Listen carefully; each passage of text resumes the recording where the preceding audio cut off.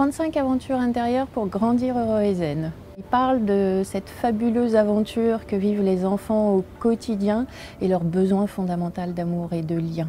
Donc c'est un livre qui regroupe 35 pratiques de sophrologie et puis aussi des clés, des astuces, des mémos et un tas d'informations pour aller valoriser leur qualité, leur capacité et puis mettre en avant un petit peu leur fabuleuse intelligence naturelle dont ils sont équipés dès la naissance.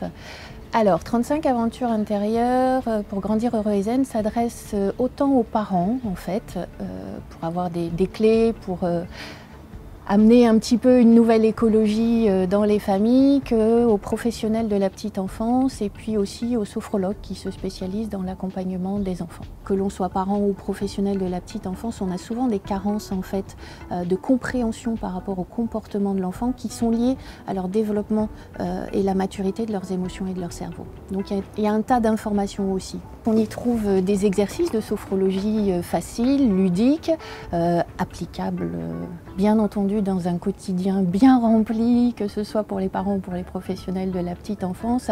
Et puis on trouve en fait des chapitres avec des GPS pour booster la concentration et l'attention, des trésors pour mieux s'endormir et dormir. On trouve des astuces pour faire de nos émotions des amis, parce qu'on sait que c'est pas évident quand on est un enfant de vivre avec ses émotions. Il y a aussi des escapades en fait pour booster la confiance en soi et puis un petit tour d'horizon pour décharger la pression et le stress. C'est un livre où on va piocher en fait.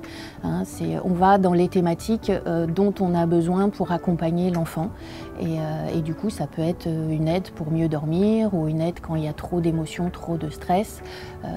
Ça peut être une aide effectivement quand on manque de confiance en soi dans certaines situations pour proposer à l'enfant un exercice facile qui dure très peu de temps et qui lui permette d'aller mettre en avant en fait ses capacités et puis petit à petit aller lui faire chercher ses plus. C'est aussi leur permettre de mettre en avant le beau de la vie et le beau à l'intérieur. C'est pour ça que j'ai appelé ça 35 aventures intérieures.